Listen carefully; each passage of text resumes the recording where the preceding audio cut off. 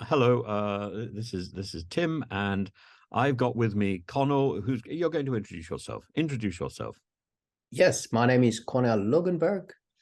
I was born in South Africa, now live and work in the UK since 1998. Now, you've got very interesting information about. I mean, one of the things you've been doing is stuff with the NHS, but you've also branched into law, I think. Yes. Hence, you When I tick first, the important boxes. yes, when I first came to the UK, I came to work as a registered nurse.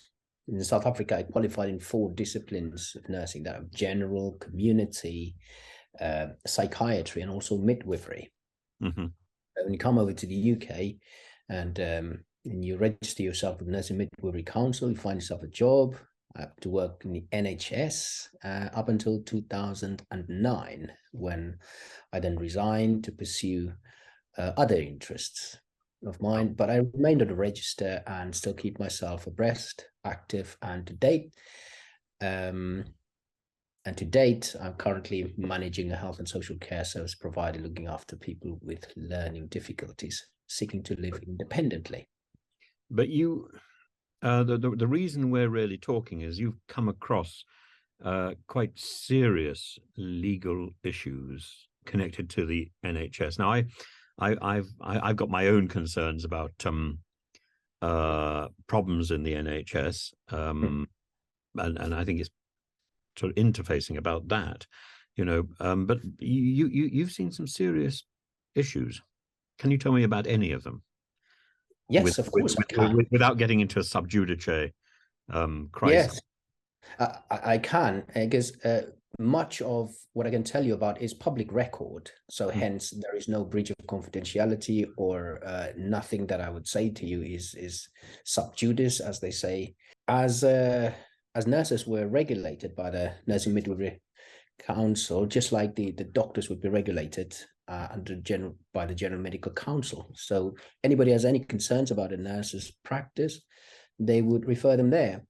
I happen to have worked with many nurses who sometimes, when they had issues, they would come to me. I would help to resolve, or whether they found themselves a breach of policy and procedure in the workplace, I would help and support, not necessarily giving legal advice, because that's not what it constitutes. I simply show people the information, and they're perfectly entitled to it, and show them where that information can be obtained and read it with them. And that's what you sometimes do for people. So I help and support. And so I found myself later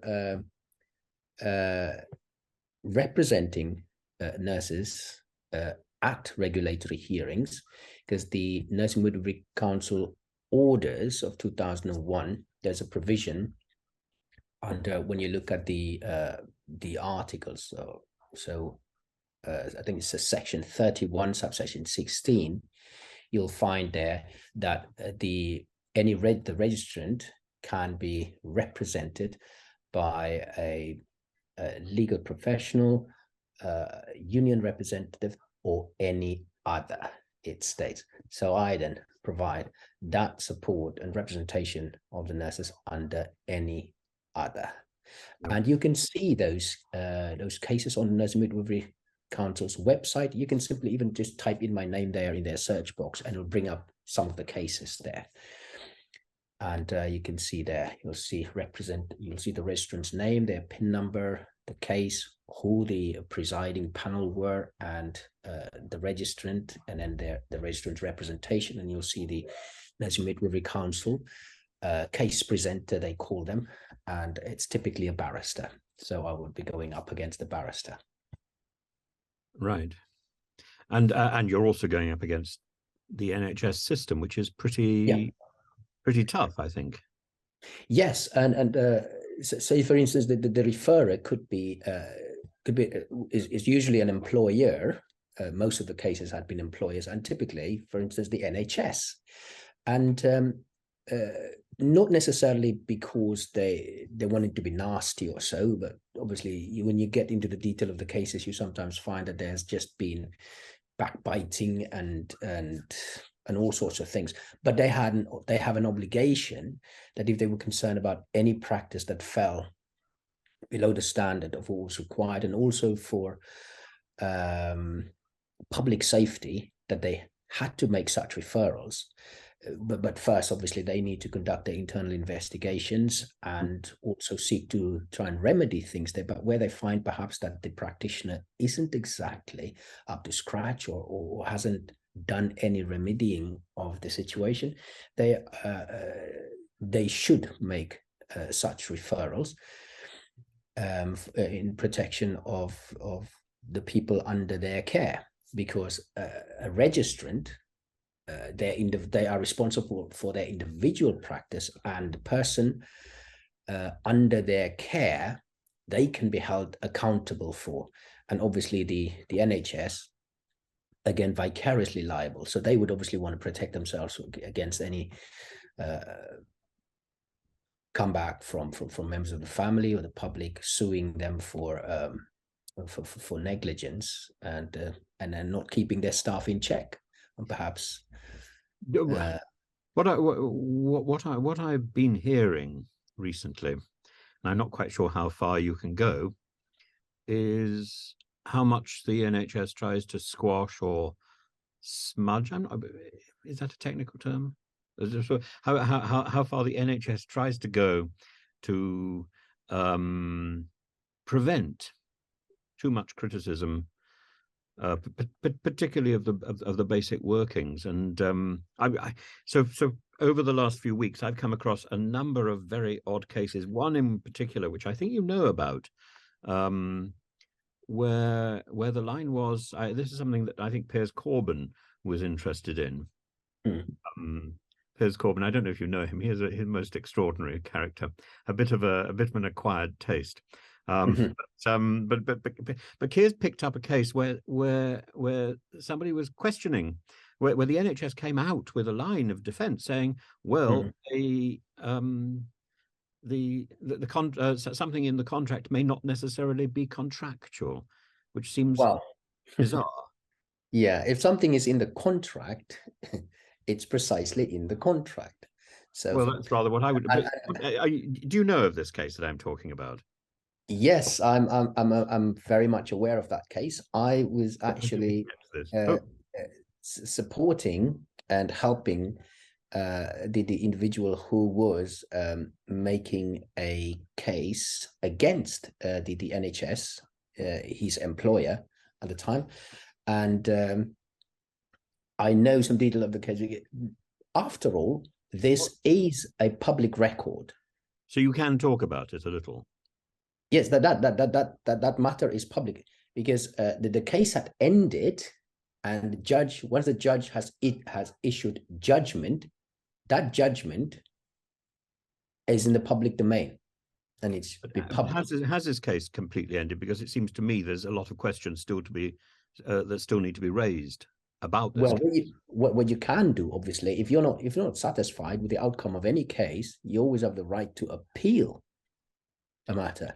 But and what's the appeals process? You go to the appellate court, and then you could appeal theoretically to the Supreme Court, or well, in the past you could have gone to the House of Lords. Yes, there are several courts. So if you've got the High Court, depending on the division, and then you would go to the appeal court. But obviously, before you make your appeal, you would ordinarily go and ask for permission to appeal. You could either be granted or be denied, and they have to give you reasons for all of that, for why perhaps they deny you. But then again, even so, it doesn't automatically cut off your right to still be heard, and you can still go out and reach out to. I think we should be a little bit clearer about this case. I think we're talking about the same case. This is somebody who I understand was a sort of whistleblower. Yes. And then they were effectively bullied out of their job in the NHS. Those were the very clear points of case in allegation, and had gone to court, and there is extensive evidence, extensive evidence, on the part of the NHS, obviously through their legal representation, of trying to get the matter dismissed without the need. Am I right that there was an element of racial discrimination involved in this as well? There was a complaint of racial discrimination, and the NHS national terms and conditions, and besides that, even legislative provisions that relating to whistleblowing. The moment someone whistleblowers to you, you should take action. You should take action. You should investigate. Now, when you go into the details of that case matter there, that you will find that there was a lot of defensiveness, lack of action, which is all supported in the claimant's case. All of that is there. I say that with absolute. This is in line with Mr. Hunt's dictum. What was it? Deny, delay. There's another one, isn't there? Yeah, and then defer. Deny, delay, something or other. It's a really good pithy tricolon. But and it was this was something really effectively applied here. And again, the NHS having employed the services of a very expensive law firm in London, and people tend to come with name law firm, and then you've got the individual practitioner barristers coming to the fore. Ultimately, it's down to how they perform and what they present. But I am right in this particular case. There were sort of papers peculiarly suppressed or ignored, and one particular one about a person who I think was effectively this person's boss or supervisor. He complained to her that he felt he was being bullied, and yes, and she was a witness, wasn't she? Yes, she was, and I can tell you that I was there in court. You were there. I was. Oh my goodness! And I had no idea I was speaking to a sort of oracle. Yes, I was there in court, so I sat right behind the claimant, making the submissions. I followed the proceedings, and I can remember. Did you know the claimant beforehand? I knew the complainant only from the point of when he had asked for support. In that, when you look at the paperwork, it was 5 boxes. When I'm talking 5 boxes of folders, often duplicated and having to read and reorganize and organize and making his own folders and getting things organized, because he couldn't afford. The claimant couldn't afford legal assistance, so he was self-litigating, and I was more than happy to be of support to him. So you heard. So he was actually cross-examining this particular person. The witnesses. Yes, he was cross-examining the witnesses appearing for the NHS, and so was that possibly the reason this was so easily squashed by the system? I think, there are plenty of factors which sometimes, the courts are supposed to be very, very lenient and accommodating and helpful to a self-litigant, because you're not, as they say, legally qualified. These are the terms that they use. You're not legally qualified. So the court should be helpful, show you, guide you through the whole process and everything, and not treat you as if though you are legally trained. And the standards expected from those who are officers of the court, lawyers, who are officers of the court, they should know, ought to know, and abide by the rules. So particularly the rules pertaining to the preparation of documents for court should make sure that all parties have all parts of all relevant documents submitted. Now, one witness there, to come back to the point that you said. Yeah, but let's go to this particular witness. I'm very interested in this person. Yes, there was one witness there that was actually the national lead for the prevention of bullying, bullying and harassment. I can't remember the title now, but I'll come back to that. She was a witness, and the claimant cross-examined her in particular. So her witness statement, you've got to start, you have your witness statement in front of you, any bundles that may be relevant for referencing. So the claimant asked her to open up her witness statement and go down to a specific clause, paragraph in her witness statement. And she couldn't find it. And he calmly said, "Well, take your time. It should be there on the next page." She couldn't find it. And then, interestingly, then the judge, the bench, said, "Oh, but I also don't have such a page."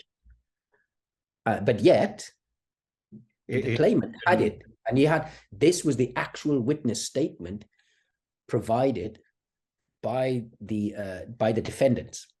And then the defendants representation, and my lord, I do apologize, I could provide the bench with a copy, and so quickly it was brought. But because why was that particular page missing? What was it about this page? This page contained a statement in the witness statement before court that the witness had never been told that the claimant had been bullied. But the claimant had in fact told the witness himself. So the claimant said, I want to draw your attention to this paragraph first. So eventually we found the paragraph was now available in court, that page, and said, okay, read that. In this paragraph, you're stating that you had never been told, that you were unaware, wholly unaware. Okay, is that still your statement? Yes, the witness held. So then, this is the part where the claimant then said, well, can I draw your attention to a page so-and-so, to the following page number in bundle this, that, and this bundle was prepared and accepted by both parties as a relevant document, undisputed. Yes. So he then asks the witness to read that part, and the witness reads her own letter. So it's a letter written by the witness herself back then, stating to the tune that the claimant complained to her that he had been bullied and harassed. And she then further on writes to say that she wishes this on no one, and she's so sorry for this having happened, and also to the effect that she was going to do something. But the claimant then just reverted back to her statement in her witness statement before court. But you state here in court that you had never been told. Yeah. Which is it?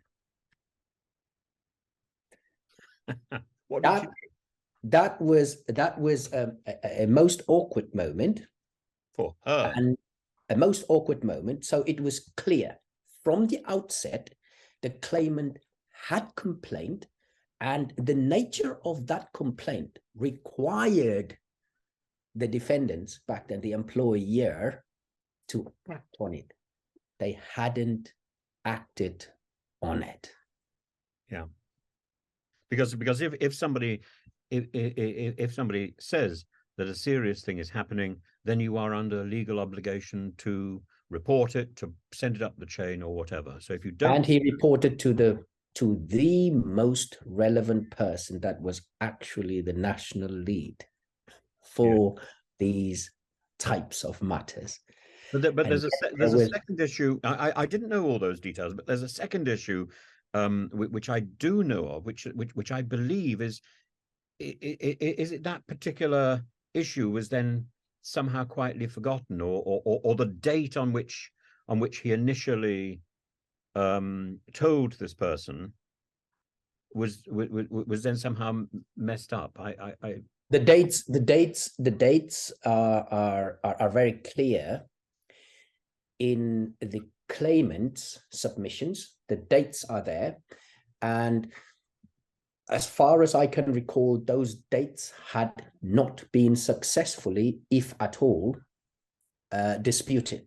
Yes. Then, when you look at the date of the letter written by that particular witness, it is clear that it was subsequent to having been told, consistent with what the claimant said, and before the claimant was unfairly dismissed or whatever. Yes. So the sequence, so the events that then followed, the subsequent events, was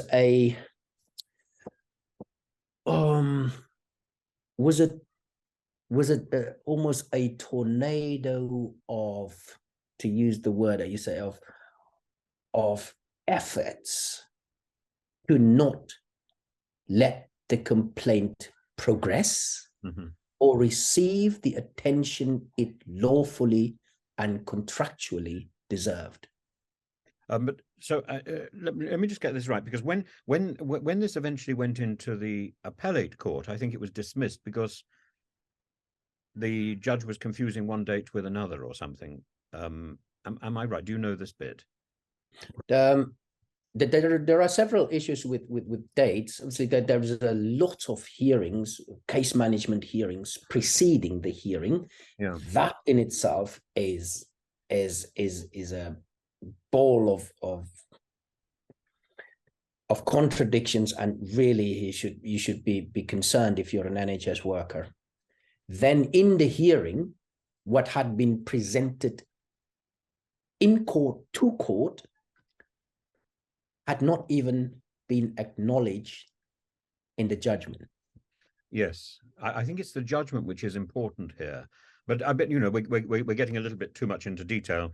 But if we were to draw a general conclusion about this, it's that there is an effort really to stamp on, suppress on people who are making complaints.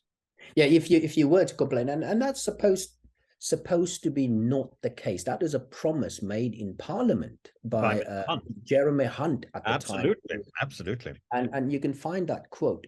And interestingly enough, the claimant even provided the court with that statement directly from Parliament, and it's not disputed by the defendants.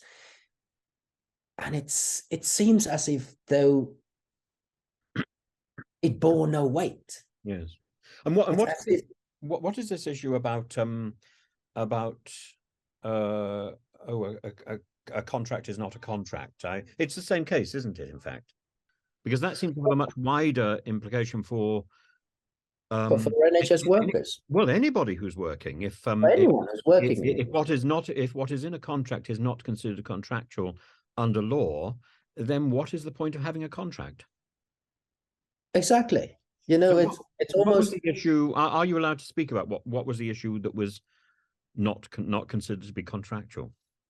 Well, I was there in court as a member of public, and I tell you what I heard. Go on. It was open court. It was not a closed court. It was open to the public. And I recall that there was even a journalist there, but there was no reporting about it either. In fact, he only came to take pictures of us. Don't know who asked him to do that.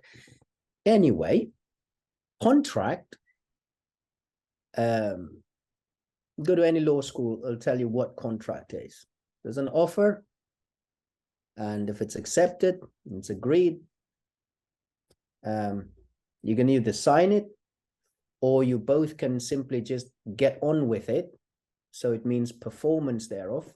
That's contract. Yeah. Right. Now the NHS has national terms and conditions. So you got to act according to those terms and conditions. Yes. These terms and conditions relate to your employment and engagement as an employee with the NHS, and it refers to workers. And when we look at the law, it tells you a worker could either be someone who is employed under a contract of employment or under a contract for services. Yes. And quite often people have also got fixed term contracts, which means a temporary contract. You're still a worker. But here is the beauty thereof, of the NHS terms and contract law, and you cannot exclude the Equality Act provisions. Everybody should be treated equally. Yes. Equally. So those advantages and protections, legal protections in place for permanent employees, equally applied to you, regardless of whether you were a temporary worker, fixed term worker, agency worker, or whether you were there just for 12 hours, providing, operating on a contract for service. The same laws, labor rights laws are applicable to you, and you cannot be treated differently in the course of your employment. In this case, based on what was provided at court, in court, said, not properly disputed, it is, to me, as a member of the public Joe, that to me is deeply concerning. How can you not want to give this person the hearing that they deserve, the investigation that they deserve? You do not even need to be an employee to make a whistleblowing disclosure to the NHS. Anything they hear, to act on it. But here you have somebody on the inside, not just complaining about matters pertaining to his own treatment, which is evidenced and supported by statement and written communication by a witness who later sought to mislead the court about actuality, but then also about members, employees within the NHS who were implicated in supporting evidence. Then not paid attention. The claimant asked a question, of one of the witnesses, which was one of the top executives. Would I say executive? Yeah, the top administrator of the I think it's 111 service. Yeah, and I've never seen this happen. He asked the question of the witness, and the court jumped in to say, don't answer that question. Go get legal advice first before you answer that question. He was legally represented in court. So did he eventually answer the question? No, because the court said, don't answer the question. I'll tell you why. Because any answer to that question was a trap. When I say a trap, it would reveal everything. And this was a question put forward by this fellow who was not legally trained. Extraordinary. And but I mean, in principle, the NHS is a very well protected. You know, if you're working for the NHS, you're very well protected, and ought to be. You ought to be. Yeah. But and it's a fantastic institution. Yeah, but what we've got in this particular case is an issue where the contract is not being properly upheld, and I believe it's gone as far as the appellate court, and it needs to go further, doesn't it? If there are issues being suppressed, then for the sake of the dignity of the NHS for the sake of the individual, for everybody's sake, for our sake. No, We need heard to. we've also heard so much, Tim, and I cannot readily put my hand or finger on cases where you would have heard of the NHS issuing NDAs, non-disclosure agreement, I know about to NDAs. staff who are leaving, and you think, isn't this a public organization that we ought to know that nothing should be hidden, where such deals are struck, that the employee whether they being given a golden handshake, walk away, but don't ever talk about this again. Yeah. These things should not happen. It should not happen. And I think it's also implied in the statement that Jeremy Hunt said at the time. There has to be transparency. We must have confidence in the management and managing part of the problem with national service. Part of the problem with the NHS is, as with anything so technical, is ordinary people who are coming into this simply don't know what's going on. You go for an operation or something, you have no idea whether it's done correctly or incorrectly, unless there's a problem, unless you die. Yeah, in which case your relatives You'd be too dead to make inquiries unless somebody else makes inquiries for you. But I've been in hospitals now twice, and I must say I did find the administrative process and the chaos of bureaucracy mind-numbing. And when I asked for documentation, which I'd already got in the past, but it got blood poured all over it, so I'd lost it. I mean, as in actual blood? Oh, my blood. I mean, yes. Oh, wow. But I don't want to be too. Of course, I want to be dramatic. And then I asked for the same documentation again from my GP, and I got something completely different. Wow. And incomprehensible. And and I understand why people are trying to pull the wool over my eyes and anybody's eyes, but you want this. You want the system to be preserved. I don't want to create a great fuss about me, but I would like to create a fuss about other people if I think there's injustice. Me, I mean, I would just survive. But other people, I find it really worrying to hear. I raised the issue on my channel a few weeks ago, and I had no end of people contacting me with sort of horror stories of the sort of legal labyrinth down which people can be dragged, or through which people can be dragged. I don't think you're dragged down a labyrinth, you're dragged through a labyrinth.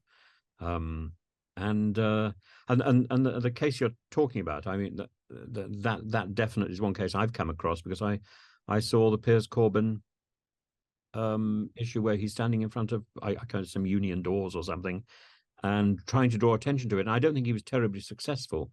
And I don't think the case has advanced any further, even since he drew attention to it. But it seems there are problems. So I'm delighted that you know about that case too. Yes, and as you say, so the 2 or 3 things that you mentioned there, especially that of the legal labyrinth or corridors you could be dragged down once you end up in any sort of trouble within the NHS. Of course, the NHS has a right to defend itself against any allegations and so on, so on. And as you rightly say, quite often the ordinary employee, I don't know whether there's an extraordinary employee. Probably you talk about extraordinary employees as those management who ought to know, who knows procedures and deal with legal paperwork every day. But that worker at the end of the provision of service, they're not necessarily there sitting every day and looking at updates and policies and procedures and their rights and so on. Their rights ought ordinarily be upheld, right? But now, when they make a complaint consistent with the policies and procedures which they rely on as part of their terms and conditions of their employment, suddenly they come up against oh, this, that, and the other. But then you find management, you almost get the sense, and here, this case in particular, you get a sense of a collaboration contrary to your rights within your contract. And this particular case, there is clear evidence of collusion. Tim, I'm using this word, clear evidence of collusion.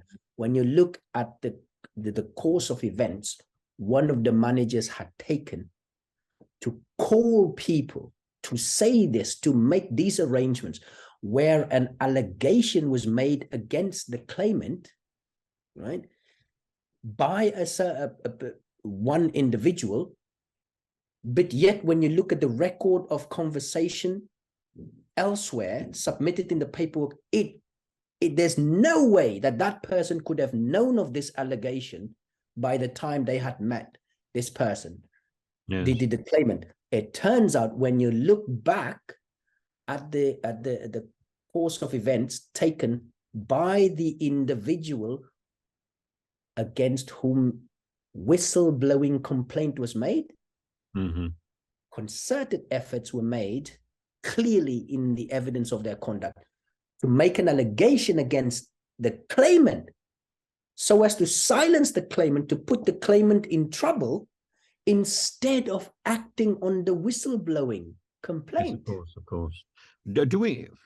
I'm really treading into very, very dangerous territory here. But do we know what the whistleblowing was about? What was said in court was that the defendants, at least two defendants, were named as abusing NHS funds for personal gain. So this is giving jobs to the boys? Oh no, spending money on hotels. Ah, I see. Yeah, that was categorically stated there. Coming on duty intoxicated, smelling of alcohol, that was stated. So, and now you look at the dates of when this whistleblowing complaint was made, and then there's a string of other complaints subsequent, in addition to that, seriously concerning. That whistleblowing complaint has gone right up to the chief executive even, and then there's a clear process of how it ought to be handled. The complaint was acknowledged. The persons named in the whistleblowing remained in employment, never addressed. The process was not followed, and so that question that was asked as to whether that individual at any time in any form became aware of a complaint having been made against him, yes, and by whom, had he known of this, he was told, don't answer that question. Don't answer that question. You got to get legal advice, because there was supporting evidence. The claimant had supporting evidence of communication that suggests strongly he was aware. Now you look at the actions. Now this is obviously, it's a civil matter, balance of probabilities. You look at the actions, subsequent actions taken by the accused, the defendant, a concerted effort to make an unsubstantiated allegation against the claimant, which they couldn't prove at all. So, and why would he do that? He was the individual. He was actually named in the whistleblowing. Yes. And that whistleblowing occurred before these actions taken by them. They were not suspended. When you look at the claimant, when there was complaint made against, he was suspended. If you make a complaint against anyone, according to their processes, it must be received, acknowledged, and based on the seriousness of those allegations, quite serious, you should now inform the individual named that a complaint had been raised against you and we're going to have to suspend you on pay. That's what they did for the claimant. The persons he complained against did not, there's no record that they were even informed that a complaint had been made against them and that they need to be suspended, let alone an investigation process. Just to draw an interesting parallel, it does strike me as extraordinary that that 2 complaints were lodged about bullying against the Deputy Prime Minister, Mr. Raab, and yet he was there, Prime Minister's questions, immediately afterwards answering Prime Minister. Surely in any other institution he would have been suspended on full pay while an investigation was underway. You do get that sense of these rules only apply for minor characters, not for anyone right at the top. Yeah, it's that sense, and this is one of the really, it was eloquently characterized by the claimant about how in his experience, on the grounds of the characteristics he had, the color of his skin, his origin, yes, and even down to where a statement was made, oh, you know, your people, you know, someone of your background or something to that effect, your people don't normally do this, do you? It's just something like that. He complained about that. He was treated differently. None of that was properly and fully investigated. None of it.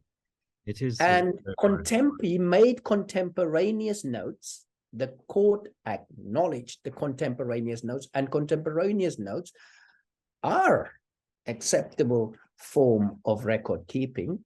yes. It's not disputed, but the vehement efforts to suppress that information in case management hearings, yes. leading up to the full hearing, is extraordinary, Tim. You would think, where does the NHS get this money to spend on lawyers like this? They were spent, and all of this against a self-litigant. One of the most expensive law firms in the country, and the longer this goes employed to go against and after a self-litigant. He must have had something. It's obvious. Because you don't come out with a bazooka for somebody who wants to attack you with a baseball bat. Mm-hmm. Unless you're President Putin, of course. I don't know.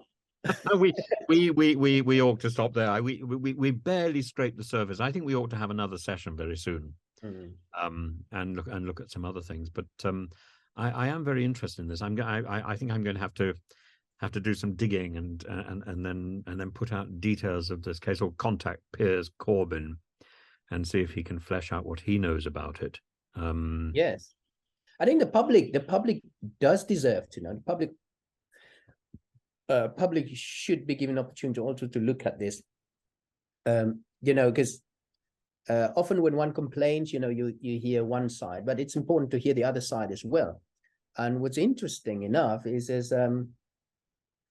given the gravity of this case, given the level of employees, yes, that were brought as witnesses in defense, that the media was zipped about this, completely quiet, not interested, wouldn't want to report. Yeah, It's just beyond me.